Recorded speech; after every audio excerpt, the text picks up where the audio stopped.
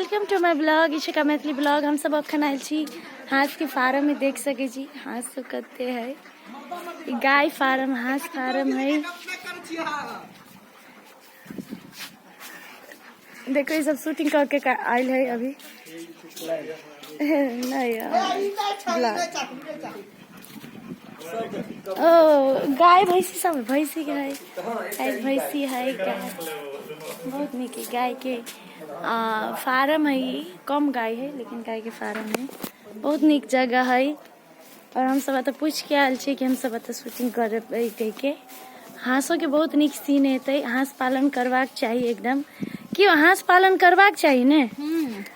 कह दियो करवाक चाहिए। हाँस फार्म करवाक चाहिए स्मिता। अपनो करब। हाँ होतै क्याटा करबै? क्याटा कम से कम 3-400 तो राखब। जमाई गे वो तो ढबो कौड़ी नहीं है। हम 2टा राखब, एक अपना ला एक अपना साई ला। ये देखे छियै केना ऐठै है मुँह कान के। आगे मुँह कान ऐठै के पैसा ले छी।